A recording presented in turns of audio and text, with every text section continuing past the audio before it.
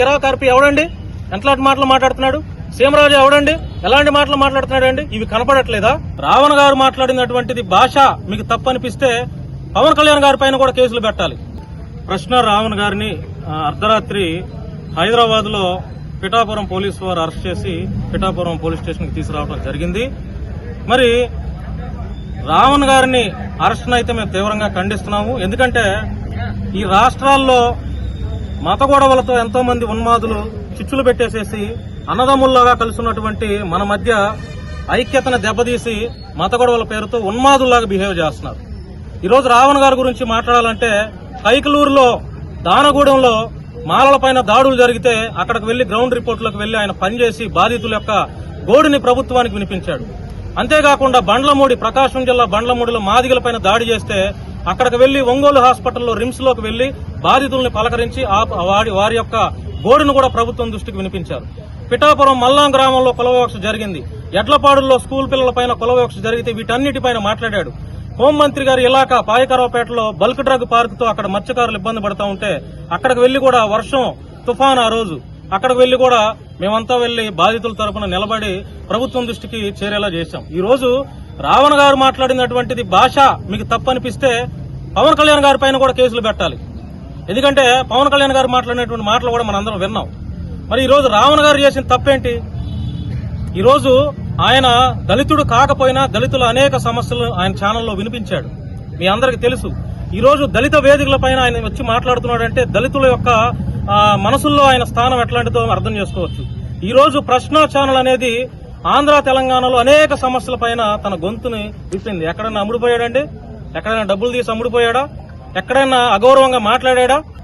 పవన్ కళ్యాణ్ ఈ రోజు ఆయన విమర్శలు చేశారని చెప్పి ఈ రోజు కేసులు పెడితే ఈ రోజు రాధా మనోహర్ దాస్ అనే వ్యక్తి మత గొడవలు పెట్టేసేసి అన్నదమ్ముల్లాగా ఉన్నటువంటి ఈ భారతదేశ పౌరులందరిపైన ఎంత దాడులు చేస్తున్నారని, ఏ రకమైనటువంటి మానసిక వేదన గురి చేస్తున్నాడు. నిజంగా రావణ్ గారు మాట్లాడాడండి ఏమని స్టేజ్ పై నుండి ఈ రోజు జై శ్రీరామ్ రాముడిని గనక మనం ఏదన్నా కించపరిచి మాట్లాడితే హిందువుల మనోభావాలు దెబ్బతింటాయి.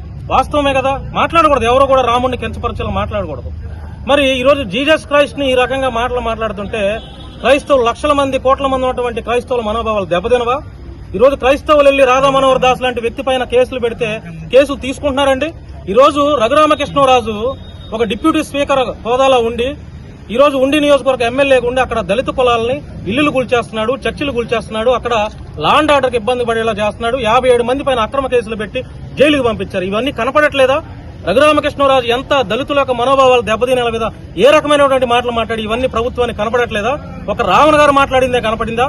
ఈ రోజు రావణ్ గారి కుటుంబ సభ్యులకు చెప్పకుండా ఆయన అర్ధరాత్రి అరెస్ట్ చేసుకుని వచ్చారు. మరి రావణ్ కంటే దారుణంగా మాట్లాడినటువంటి వ్యక్తులు చాలా మంది పొలిటికల్ ఉన్నాడు. కిరాకార్పి ఎవడండి? ఎంతలాంటి మాటలు మాట్లాడుతున్నాడు? సీమరాజు ఎవడండి? ఎలాంటి మాటలు మాట్లాడుతున్నాడు అండి? ఇవి కనపడట్లేదా? ప్రభుత్వాలు ఎప్పుడు ఒకేలాగా ఉండవు. ప్రభుత్వాలు ఈ రోజు ఉన్న ప్రభుత్వం ఈ రోజు రేపు ఉంటుందో లేదో తెలియదు. ఈ ప్రభుత్వం నిజంగా ప్రజల కోసం పనిచేయాలంటే ఈ రాష్ట్రంలో నిరుద్యోగుల సమస్యల గురించి మాట్లాడండి. రైతులకి రైతు భరోసాలు వస్తున్నాయో మాట్లాడండి. వాహనదారులు ఆటో తోలుకునే వాళ్ళ గురించి మాట్లాడండి. ఆడపిల్లలపైన అత్యాచారాలు జరుగుతున్నాయి, మానభంగాలు జరుగుతున్నాయి, చిన్నపైన అత్యాచారాలు జరుగుతున్నాయి. వాటి గురించి మాట్లాడండి. గంజాయి, డ్రగ్స్ వీటి గురించి మాట్లాడండి. ఇట్లా ప్రశ్నించే గొంతులకి సంఖ్యలు వేయటం ఎంతవరకు కరెక్ట్ అండి? ఈ రోజు ప్రశ్నించిన ఇతను అరెస్ట్ చేశారు, ఇంకా చాలా మందిని అరెస్ట్ చేస్తారు. ఏమవుతుంది? ఏమైనా ఉరిశిక్ష పడేటువంటి నేరం ఏమైనా చేశాడు రావణ్ గారు? మరలా ఈ రోజు అరెస్ట్ చేస్తారు, రేపొద్దున బెయిల్ మీద వస్తాడు. అతనేం భయపడే వ్యక్తి కాదు.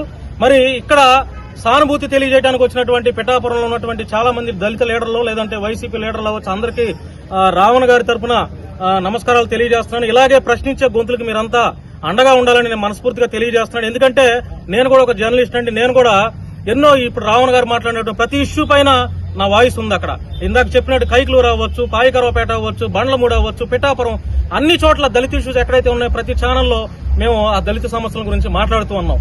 మరి ఏదేమైనా కూడా రావణ్ గారికి, రావణ్ గారి కుటుంబానికి మా మద్దతు తెలియజేస్తున్నాం.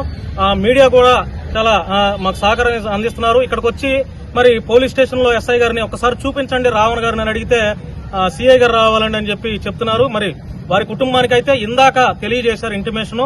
మరి వారి కుటుంబం తరపున వారి భార్యతో నేను మాట్లాడి ఒకసారి రావణ్ గారితో మాట్లాడి వారి కుటుంబానికి ధైర్యాన్ని ఇద్దామని చెప్పంటే మరి పోలీసు వారు అలౌ చేయట్లేదు. మరి ఏదేమైనా కూడా రాత్రి అరెస్ట్ చేశారు. మరి కోర్టు ముందైతే ప్రవేశపెట్టాలి, ప్రవేశపెడతారో లేదో కూడా తెలియదు. మరి ఇక్కడ రావణన్న ఇదే స్టేషన్ లో ఉన్నారని చెప్పి మరి పోలీసు వారు అంటున్నారు. అక్కడే ఉన్నారు కదన్నా, ఇక్కడే ఉన్నారు. మరి కోర్టుకి ఎప్పుడు తీసుకెళ్తారో తెలియదు. దాన్ని బట్టి కూడా మిగతా విషయాలు మీడియా ద్వారా నేను తెలియజేస్తాను.